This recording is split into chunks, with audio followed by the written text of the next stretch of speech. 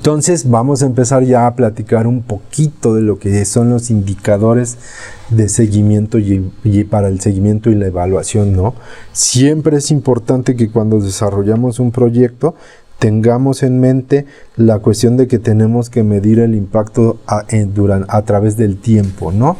Entonces siempre va a ser importante el que a la par de generar el proyecto y ir haciendo y trabajando la parte de el marco teórico, el diagnóstico que realicemos, nuestras conclusiones, nuestro proyecto o anteproyecto ejecutivo, todo lo que conlleva el proyecto, pues empecemos a trabajar y tengamos una definición clara de los indicadores que vamos a medir, ¿no?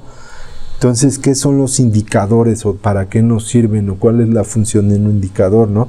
Un indicador es una herramienta cuantitativa o cualitativa que permite mostrar indicios o señales de una situación, actividad o resultado en específico, ¿no?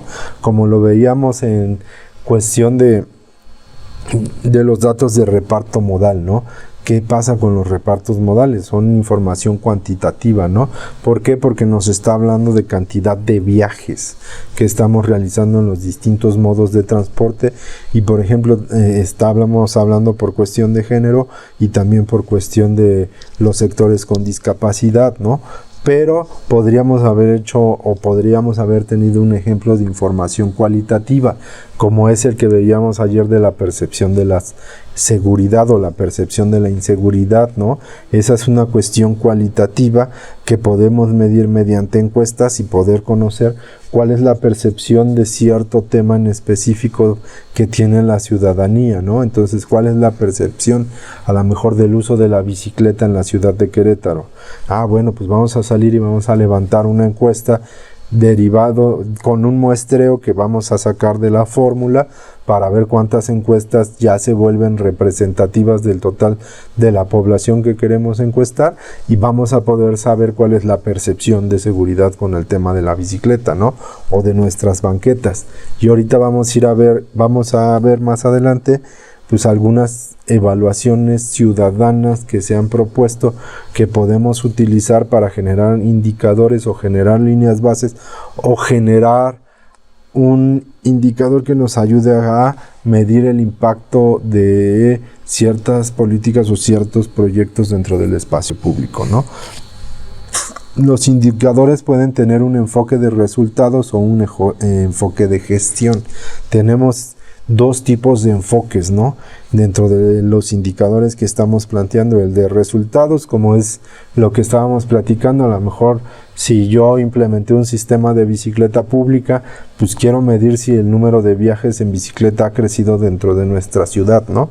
Entonces, por ejemplo, solo por poner un ejemplo de datos que tengo un poco más frescos, me acuerdo que con la entrada de Ecobici en Ciudad de México empezó por abajo del 1% el total de viajes en bici en la delegación o ahora alcaldía Cuauhtémoc, y ahorita a la fecha pues ya traemos arriba del 4% del total de los viajes realizados en bici, ¿no? Entonces ahí ya puedes ver que realmente hay un impacto de las políticas públicas y de los proyectos en torno a la cuestión de la movilidad. Entonces no necesariamente es el que hayas puesto Ecobici, sino que tiene que ver con la infraestructura ciclista, que tiene que ver con todo el trabajo que han desarrollado los colectivos y las colectivas ciclistas dentro de la ciudad, tiene que ver con las campañas, tiene que ver con los ciclopuertos, tiene que ver con un montón de elementos que han sumado y que han dado el resultado que se esperaba en la ciudad, ¿no? Y bueno, cuando hablamos a lo mejor un indicador de gestión o de servicios, bueno, es medir que se han ido desarrollando las etapas y que se ha venido cumpliendo con ciertos elementos que son necesarios para el desarrollo del proyecto, ¿no? A lo mejor una cosa que pudiéramos estar midiendo, ¿no? Pues a lo mejor ya hice 10 de las 15 entrevistas que tenía programadas para generar la información, ¿no? O a lo mejor ya se entregaron los formatos y los proyectos y los aforos y la información requerida en un 70%, para tal día, ¿no? Entonces empezamos a medir también cuestiones de gestión y de servicio que son parte importante de nuestro proyecto, porque si bien es importante medir los resultados, también es importante medir el cómo vamos haciendo nuestro trabajo y qué tanto ese trabajo que estamos haciendo está impactando en beneficio del mismo proyecto, ¿no? Entonces tenemos el indicador de resultados, que es aquel que permite medir el avance en la solución de una problemática social, y el indicador de gestión y servicios, que busca medir la entrega de bienes o servicios o valorar el cumplimiento de acciones o procesos de gestión interna de los programas y políticas sociales, ¿no? Que es un poco lo que ya exponíamos y que platicamos de cuál es la diferencia de cada uno. Y luego, ¿cuál es el objetivo de los indicadores de resultados? Los indicadores de resultados van dirigidos a medir un fin o un propósito.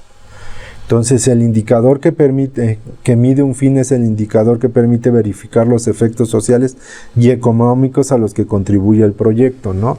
Entonces, un poquito regresando al caso de las políticas ciclistas, ¿no? Al haber tenido un incremento en el reparto modal, pues estamos viendo que sí hubo y sí se cumplió con el fin que se tenía dentro de la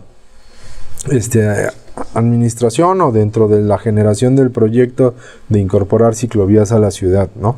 Sin embargo, habrá que ver si realmente cumple con lo que uno tenía programado o esperado que fuera el crecimiento porcentual en total de viajes en bicicleta en la ciudad, ¿no? Porque una cosa, bueno, es que haya crecido, pero otra cosa es que se haya cumplido lo que nosotros teníamos pronosticado y esperado que iba a crecer. Y la otra, que es el propósito, son los indicadores que se posibilitan a verificar la solución de una problemática concreta en la población y objetivos, ¿no? Por ejemplo, esto es algo que hacen recurrentemente con los programas de bacheo, ¿no? O sea, si la gente bachea, tú tienes un indicador de que por vialidad intervenida con el programa de bacheo, ¿cuál es la solución a la problemática concreta que estás teniendo? El tú atender ese tema, pues, lo que generas es menos presión social, que la gente esté más a gusto, que la gente pues circule a lo mejor más tranquila, que no vayas brincoteando, que no se descompongan los autos, que no se caiga la gente a lo mejor en la bicicleta, que no se tropiece la gente que va caminando. Entonces es importante ahí ir viendo cuáles de nuestros indicadores de resultados que queremos medir, un fin o un propósito, ¿no? Igualmente, dentro de los objetivos de los indicadores de gestión o resultados, también podemos medir lo que es un componente, que son los indicadores que permiten verificar la producción o entrega de bienes y servicios del proyecto, o bien medir las actividades, ¿no? Que son los indicadores a través de los cuales es posible verificar la gestión del proceso del proyecto, ¿no? Entonces, a lo mejor en una vamos a medir si ya entregamos, porque tenemos una política pública de que si van a la biciescuela les vamos a dar bicicletas, como en alguna ocasión la activó la delegación Miguel Hidalgo. Entonces vamos a medir realmente cuántas del total de bicicletas que se tienen que entregar ya se han entregado, ¿no? Y, por ejemplo, las de actividades, pues si ya se realizaron a lo mejor la donación de las bicicletas, si ya se incorporaron al patrimonio de la delegación, cómo las vamos a desincorporar del patrimonio. Entonces tenemos que ir midiendo las actividades necesarias para que podamos llegar al fin, al propósito y al componente de nuestros procesos que estamos nosotros implementando y que estamos desarrollando para poder generar el proyecto, ¿no? Y entonces también tenemos distintas dimensiones de los indicadores, ¿no? Entonces podemos hablar que tenemos indicadores de impacto, indicadores de procesos, indicadores de resultados y indicadores de productos, que si bien lo revisamos y lo relacionamos con lo anterior, que son los de fin, propósito y componente y actividades, tiene mucha relación, ¿no? Entonces podemos empezar a entender que dentro de estos dimensiones sugeridas de los indicadores tenemos los indicadores de eficacia que miden el nivel de cumplimiento del objetivo establecido, por ejemplo, una tasa de variación del reparto modal como lo veníamos platicando, ese pudiera ser un indicador de eficacia. Luego tenemos los de eficiencia que miden la relación entre el logro del programa y los recursos utilizados para su cumplimiento, que podría ser el costo promedio del transporte público por sector poblacional, ¿no? El medir si realmente los insumos o los subsidios que estamos metiendo a cuestiones de transporte público por tarifas preferenciales para ciertos sectores de la ciudad están teniendo el verdadero impacto que estamos nosotros requiriendo dentro de la cuestión social, ¿no? Entonces el medir el impacto contra lo que estamos ganando se vuelve un indicador de eficiencia, ¿no?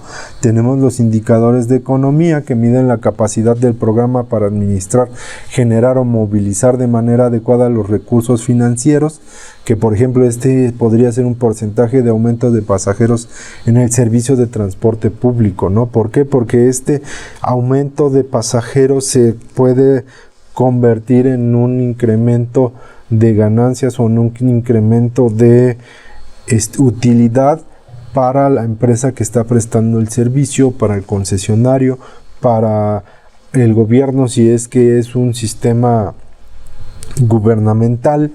Entonces son de ese tipo de indicadores los que tenemos que trabajar en cuestiones de economía, ¿no? Y los indicadores de calidad que miden los atributos, capacidades o características que tienen o deben tener los bienes y servicios que produce cada proyecto, y dentro de estos pues encontramos todos aquellos que son de percepción de seguridad en el transporte público, en el uso de la bicicleta, en el uso de las banquetas. Entonces cada uno de estos indicadores, ya vimos que se catalogan en dos formas, que son los de gestión o resultados y los de resultados y los de gestión, y luego podemos ver que estos mismos se subdividen en eficacia, eficiencia, economía y calidad, ¿no? Y luego tenemos la definición de los indicadores, cómo vamos a nosotros o cuál debe de ser el proceso para que nosotros digamos qué es lo que queremos medir, cómo lo vamos a medir, con qué temporalidad lo vamos a medir. Entonces tenemos que empezar a ponerle nombre a lo que queremos medir y cómo lo vamos a llamar. Es muy importante tener en mente qué es y cómo vamos a llamar lo que queremos medir, ¿no? ¿Por qué? Porque realmente es muy, seguramente va a ser un proceso en el cual vamos a hacer una relación de 2 o 3 datos, lo que vamos a llevar a una fórmula para generar un número mágico que ayer mencionábamos, que va a ser nuestro indicador, ¿no? Entonces, ¿cuál es el nombre del indicador? Por ejemplo, yo les ponía percepción de seguridad en el transporte público, ¿no? Pero a lo mejor pues, lo que queremos medir es la inseguridad, entonces vamos a llamarlo percepción de inseguridad en el transporte público, ¿no? O cambios en el reparto modal, o a lo mejor no queremos que se llamen cambios en el reparto modal, entonces porcentaje de incremento en los viajes ciclistas, ¿no? Si ya nomás nos queremos ir a la especificidad de los viajes ciclistas. Entonces tenemos que tener bien claro cuál va a ser el nombre del indicador. El siguiente paso es, bueno, ¿y cómo lo voy a calcular? ¿Cuáles son los datos importantes que debo de tener yo para poder generar el cálculo de mi indicador, ¿no? Por ejemplo, si voy a generar y trabajar con reparto modal, bueno, debo de conocer el total de los viajes que se están generando en la ciudad, el total de los viajes por modalidad que se está generando en la ciudad, poder sacar los porcentajes por cada uno de los viajes y empezar a trabajar con ello, ¿no? Y bueno, y a lo mejor si lo quiero per cápita, ¿no? Bueno, pues habrá que dividirlo entre la población, ¿no? Y bueno, ya tal vez no lo quiero per cápita, a lo mejor lo quiero, no sé, en bicicleta de montaña, ¿no? Entonces tendríamos que identificar el total de los viajes en bici, luego el total de los viajes que se realizan en bicicleta de montaña. Entonces tenemos que tener bien claro cuáles son los datos y cómo vamos a manipularlos y cómo los vamos a trabajar para que arrojen el número mágico que nosotros queremos, ¿no? Y luego, ¿cuáles son los medios de verificación? O sea, ¿cómo vamos a verificar que nuestro dato está bien? Que realmente no traemos un sesgo dentro de la información que levantamos, o que realmente la información que levantamos es representativa del sector poblacional que nosotros queremos representar. Entonces tenemos que hacer un análisis estadístico del dato para poder conocer pues realmente qué tan válido es ese dato, qué tanto margen de error pudiéramos tener con ese dato y qué tan confiable o cuál es su índice de confiabilidad del dato, ¿no? Entonces esa es parte de los medios de verificación que tenemos que ir trabajando. Y luego la frecuencia de medición, bueno, ya sé cuál es el nombre, ya sé cómo lo voy a calcular, ya sé cómo lo voy a verificar, bueno, ahora tengo que saber cada cuánto lo voy a medir. ¿Por qué? Porque, bueno, hay acciones o hay resultados a corto plazo, hay resultados a medio plazo y hay resultados a largo plazo. Entonces, ¿qué tipo de indicador va a ser a corto, mediano, largo plazo? Entonces vamos a definir si a lo mejor lo mido cada 3 meses, si a lo mejor lo mido cada año, si a lo mejor lo mido cada 5 años, como en el caso del reparto modal del INEGI. Entonces tenemos que definir bien la frecuencia de medición. Por ejemplo, para un proyecto a lo mejor de infraestructura ciclista en el cual queremos medir cuántos ciclistas están pasando o cuánto se está incrementando con la incorporación de infraestructura ciclista, pues a lo mejor si hacemos conteos cada 3 meses podemos ir viendo si va creciendo o decreciendo nuestro dato. Si a lo mejor por cuestiones climatológicas vamos a tener una cuestión ahí de que se dejen de realizar algunos viajes, y entonces podemos ir identificando ciertas cosas que nos ayudarán a entender el cómo va a funcionar el indicador, ¿no? Y luego, ya que tenemos todo lo que es el nombre, la fórmula, los medios de verificación, la frecuencia de medición, bueno, existe el dato, ya se ha medido antes, tenemos una línea base o tenemos que generar nosotros la línea base, ¿no? Entonces es importante, por eso platicábamos de revisar todos aquellos documentos que existen, que están dirigidos a atender ya las políticas de movilidad y transporte y seguridad vial dentro de nuestras ciudades, para ver si dentro de los diagnósticos que han hecho en las ciudades pues tenemos la presencia del dato, y a lo mejor ya no lo tendríamos que trabajar o generar nosotros mismos, sino que tendríamos que retomar esa información. Sin embargo, sí sería bueno volver al paso de medir la verificación y revisar la frecuencia de la medición, ¿no? Porque es un dato que lo generó un tercero, y que a lo mejor, bueno, para que tú lo puedas generar y volverlo a medir, vas a tener que conocer la metodología, vas a tener que generar los procesos estadísticos que te ayuden a verificar que el dato es correcto, y vas a tener que decir con qué frecuencia vas a estar levantando este dato. Y en el caso de que no exista, pues bueno, vamos a tener que realizar todo lo que vimos anteriormente de las preguntas, las 5 preguntas que hicimos, para ver si realmente pues cómo vamos a generar la línea base. Y al final, el último establecimiento, vamos a establecer las metas.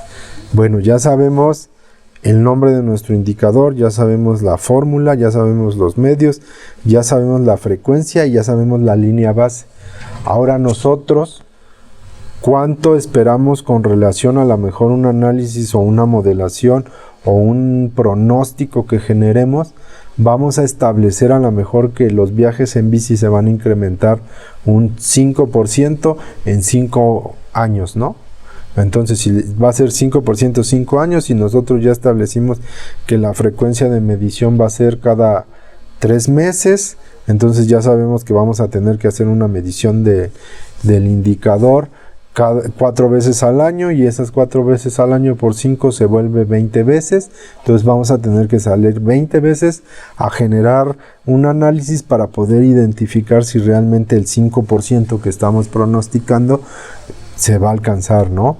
Y en caso de que se alcance, pues muy bien, y en caso de que no se alcance, habrá que recalibrar los indicadores para realmente ver si la meta que estamos estableciendo pues es la correcta, ¿no? Entonces, ya que tenemos todo este proceso, pues vamos a tener mucho mayor claridad en cómo tendrá que ir avanzando nuestro proyecto. Entonces, un proyecto pues no es necesario que tenga 10 o 20 indicadores. Yo creo que teniendo 2 o 3 indicadores, que a lo mejor uno sea de resultados y uno de gestión, y a lo mejor un tercero pudiera ser de resultados o de gestión, nos ayudarán en demasía a poder medir los impactos que vamos a estar teniendo con la realización del proyecto y a tener pues la información a la mano para poder contestar a diversos cuestionamientos que pueden surgir de la aplicación del proyecto, ¿no? Y entonces tenemos que tener criterios mínimos para el diseño de los indicadores. Entonces, ¿qué criterios son? Que tiene que ser claro, ¿no? Tienes que entenderlo de primera mano. Por ejemplo, en procesos en los cuales me ha tocado trabajar temas de la generación de indicadores, pues muchas veces te toca sentarte con gente que pues tiene una especialidad distinta a la tuya, ¿no? Entonces no necesariamente hablas el mismo idioma. Entonces, entre más claro tú hagas el indicador y entre más claro seas en cómo se va a medir y cómo va a funcionar el indicador, va a ser más fácil que la gente lo entienda y que puedas interpelar o que puedas presentar los resultados de tus datos ante las demás personas, ¿no? Entonces, deben de quedar las menor número de dudas con relación al dato o al indicador que queremos generar, ¿no? Tiene que ser relevante, o sea, tiene que ser aportar información de al menos un factor relevante del objetivo asociado, ¿no? Entonces, si vas a la mejor a poner ciclovías, pues a lo mejor tienes que medir el número de ciclistas que vas a generar nuevos, ¿no? Entonces, ese es un dato relevante, pero a lo mejor si quieres medir cuántas bicis se poncharon porque no existe infraestructura ciclista, pues a lo mejor no es tan relevante como el que estás generando nuevos usuarios de la bicicleta, ¿no? Entonces tenemos que enfocar nuestros indicadores en cuestiones que sean de importancia y de relevancia para el sector o para las personas que van a evaluar nuestro proyecto, ¿no? Tiene que haber una monitoreabilidad, o sea que la información de sus medios de verificación es precisa e inequívoca. Esto tiene que ver con nuestros procesos de análisis estadísticos con relación al dato que estamos generando. Entre mayor confianza tenga ese dato, entre menos margen de error pueda tener ese dato, más preciso va a ser. Entonces tenemos que trabajar justamente en generar un indicador que sea pues lo más preciso posible, ¿no? Y que realmente muestre la realidad de las cosas que nosotros queremos que indique. Y tiene que ser adecuado, tiene que aportar información suficiente para emitir un juicio terminal y homogéneo del desempeño del proyecto. O sea, tiene que decir, claro, tu proyecto estaba encaminado a que se aumentara el número de usuarios de la bicicleta. Entonces, es adecuado. ¿Por qué? Porque emites un juicio terminal y homogéneo del desarrollo del proyecto. O sea, el proyecto está cumpliendo con su objetivo, que su objetivo es incrementar el número de ciclistas en las calles, ¿no? Entonces hay que tener presente estos criterios mínimos de diseño de los indicadores para que cuando vayamos trabajando con cada uno de nuestros indicadores podamos ver que cumple con cada uno de estos criterios y sea pues lo más importante, o sean los indicadores que tengamos en la mesa cuando estamos hablando de nuestro proyecto. ¿Por qué? Porque cuando nosotros trabajamos un proyecto y empezamos a trabajar la cuestión de los indicadores, a nuestra mente y dentro del trabajo que estamos desarrollando, posiblemente tengamos 20 indicadores distintos en la mesa que pudiéramos estar analizando. Sin embargo, muchos de esos no van a cumplir con los criterios que hemos venido manejando, entonces los tendríamos que ir descalificando hasta llegar a tener 3 o 4 indicadores que nos ayuden a medir con precisión y exactitud los beneficios que está generando el proyecto en cuestión social, en cuestión ambiental, en cuestión cultural, en cuestión económica, en cuestión de eficiencia, de eficacia, dentro del objetivo del proyecto, ¿no? Y entonces, muchas veces vamos a tener que generar indicadores de distintos indicadores, que es cuando empezamos a hablar de la ponderación de los indicadores, ¿no? Me acuerdo en alguna experiencia que tuvimos ahí trabajando con Zaira, generamos en algún momento un índice para medir las cuestiones de movilidad de la ciudad, ¿no? Entonces generamos un solo indicador de medir 5 indicadores distintos, que era la cobertura del transporte público, el reparto modal, la cantidad de banquetas dentro de la ciudad y algunos otros 2 o 3 indicadores, los cuales ponderamos en una matriz para darle cierta importancia a cada uno de los indicadores y nos arrojara un número que indicara, pues, del 0 al 100 qué tanto una ciudad había avanzado en temas de movilidad, ¿no? Entonces también podemos trabajar indicadores compuestos que nos van a ayudar a poder hablar a lo mejor de un indicador general o de una medición general o de un dato en general que incorpora varios datos de distintas mediciones, ¿no? Entonces ya eso se tendrá que revisar de qué tan complejo queremos que sea nuestro indicador, porque ya armar un indicador de ese tipo implica que pues tengas a lo mejor 5 o 6 frecuencias de levantamiento de los datos, 5 o 6 verificaciones, 5 o 6 nombres de los indicadores, 5 o 6 pues a lo mejor si tienes que salir a levantar, pues se va a encarecer un poco más. Entonces hay que tener bien claro de qué manera queremos medir los datos, ¿no? Y si realmente a lo mejor un dato general o un indicador compuesto es lo que realmente queremos y nos funciona para hacer la medición de nuestro proyecto. Entonces vamos a ver que existen distintos tipos de indicadores con relación al transporte y podemos empezar a platicar de, pues a lo mejor indicadores de transporte seguro, ¿no? ¿Qué es un transporte seguro? ¿Qué podemos medir dentro de un transporte seguro? ¿Qué podemos medir para la cuestión de accesibilidad y funcionamiento de la infraestructura urbana, ¿no? ¿Qué es lo que habitualmente se mide cuando estamos hablando de este tipo de indicadores, ¿no?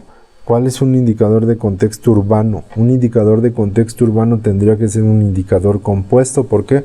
Porque el contexto urbano está formado de distintos elementos, ¿no? Entonces tendríamos que medir esos elementos y generar un indicador compuesto. ¿Cómo es un indicador de aire limpio, ¿no? ¿Qué vamos a medir para poder determinar si es aire limpio? Vamos a medir partículas, vamos a medir ozono, vamos a medir CO2, vamos a medir CO, vamos a medir SO2, ¿qué vamos a medir? O en caso de que queramos hacer también un indicador compuesto, como lo maneja la Ciudad de México, que tenemos la creación del IMECA, que es la combinación de los distintos gases contaminantes en un solo dato, ¿no? Tenemos la eficiencia y transparencia gubernamental. Bueno, ¿con qué indicadores podríamos medir eso y cómo lo mediríamos? Tenemos indicadores que pudieran medir la regulación y políticas públicas en favor de la movilidad o la economía dinámica y competitiva, ¿no? Entonces, por ejemplo, aquí tenemos algunos indicadores ya con un tema que podríamos estar trabajando y podríamos ir conociendo, ¿no? Por ejemplo, si queremos medir cuestiones de medio ambiente, pues tendríamos que medir la calidad del aire y de la atmósfera, ¿no? Y entonces, dentro de esas mediciones, pues tendríamos que generar el número de veces que el valor límite de los contaminantes atmosféricos ha sido excedido, emisiones de gases de efecto invernadero. Entonces, por ejemplo, ahí, ¿no? Cada que se rebasan los límites de gases, no necesariamente de efecto invernadero, pero de emisiones contaminantes, pues tenemos contingencias ambientales en la Ciudad de México, ¿no? Entonces es un indicador que diario se está midiendo cuál es la calidad del aire en la Ciudad de México para poder considerar cuándo nos vamos cuando tenemos una contingencia y cuando podemos estar pues en unas condiciones más o menos sanas con relación a la calidad del aire, ¿no? Tenemos la eficacia y ecología de los sistemas de transporte, ¿no? Entonces dentro de eso podemos medir el tiempo de viaje, ¿no? Vamos a ver qué tanto se maneja el tiempo de viaje, qué tanto es, si podemos hacerlo más largo, más corto, si podemos a lo mejor con la implementación de semáforos que den preferencia al transporte público, reducirla del tiempo de viaje, a lo mejor no sé si hacemos una vialidad que tenga preferencia de transporte público, pues qué tanto vamos a disminuir, si vamos a incorporar un nuevo sistema de transporte, qué tanto disminuimos el tiempo de viaje.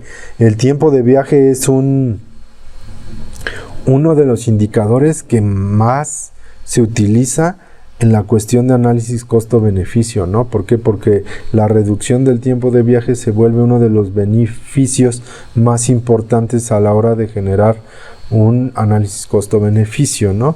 Luego tenemos los modos de transporte que ya hemos platicado con relación a los repartos modales, ¿no? Si realmente vamos a trasladar viajes y vamos a cumplir con el objetivo que todas las ciudades se plantean, que es bajar a los usuarios del vehículo particular y subirlos al transporte público, a la bicicleta y a viajes caminando, ¿no? Entonces esas son de las cuestiones que se pudieran estar midiendo. La intensidad energética del transporte, digo, en algún momento estuvimos haciendo un análisis de cuánto combustible consumía cada ciudad. Digo, al final se volvía algo complicado porque tenemos presencia de autotransporte federal que pasa a las gasolinerías y que no necesariamente es para el consumo local, ¿no? Sino que es para la distribución de mercancías. Entonces era como bastante difícil el generar ese indicador para poder identificar pues qué ciudad era la que estaba teniendo un mayor consumo de combustible para que los autos estuvieran circulando, ¿no? Entonces se pueden hacer ese tipo de mediciones. Por ejemplo, en cuestión de economía tenemos patrones de consumo y producción, consumo anual de energía total y por usuario. Por ejemplo, me acuerdo bien que existe un documento creo que es del Instituto Nacional de Ecología y Cambio Climático, que analizaba el consumo energético de las flotas municipales de ciertas ciudades con relación a cuánto combustible utilizaron y cómo se podría eficientar ese uso de combustible y ese costo mediante la incorporación de sistemas de combustión a gas, ¿no? Entonces se pueden generar esos análisis que van dirigidos a la mejor a que nuestro proyecto sea el que los vehículos pues a lo mejor hagan una transición de gasolina a gas o de gasolina a híbridos o de gasolina a eléctricos, ¿no? Podríamos generar ese análisis para poder conocer qué impacto pudiéramos estar teniendo.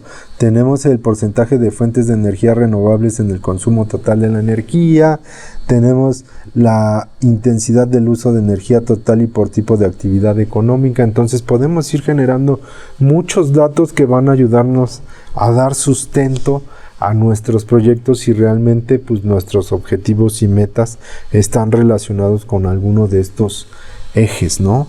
Tenemos, por ejemplo, en cuestión social el transporte, los kilómetros del sistema de transporte por 100,000 habitantes, ¿no? Generalmente a las ciudades les encanta medir cuántos kilómetros de infraestructura para el transporte público se tienen con relación a la mejor a carriles confinados, ¿no? Que realmente los carriles confinados en una apreciación personal pues no te van a resolver el tema de servicio de transporte en toda la ciudad, ¿no? Entonces a lo mejor no es un dato que a mí se me haga bastante importante, sin embargo hay ciudades que lo consideran importante, ¿no? El número anual de viajes en transporte público por habitante, esos son datos que podemos generar con la encuesta origen-destino, pero como les comentaba, la encuesta origen-destino pues realmente se tiene que generar cada 10 años y a cada 5 años se genera un ejercicio de calibración si bien nos va, porque hay muchas de las ciudades mexicanas que ni encuesta origen-destino tienen, ¿no? La conectividad aerocomercial, me acuerdo que en algún momento cuando estuve trabajando en Puebla se generaron estudios para la aperturación de nuevos vuelos y nuevos destinos del aeropuerto, entonces se generó todo un análisis con relación a la afluencia internacional y nacional de turismo en la ciudad para poder decir, bueno, creo que si abro un viaje a Cancún, creo que si abro un viaje a Monterrey, creo que si abro un viaje a Guadalajara va a ser rentable. ¿Por qué? Porque son las principales capitales en las cuales se generan pues cuestiones de trabajo y laborales, ¿no? Entonces hay que empezar a identificar ese tipo de cuestiones. Tenemos la velocidad media del viaje en las vías primarias durante las horas pico, que tiene que ver con índices de congestionamiento, que por ahí es común encontrarse algunos que hacen distintas organizaciones internacionales como es TomTom, que creo que TomTom ya pasó a incorporarse a otra empresa. A nivel nacional tenemos Intráfico, que es una empresa que se encarga de trabajar cuestiones relacionadas a flotas vehiculares, y con los datos que generan los GPS podemos tener información relacionada con congestionamiento. Ya hay varias plataformas que arrojan ese tipo de datos, ¿no?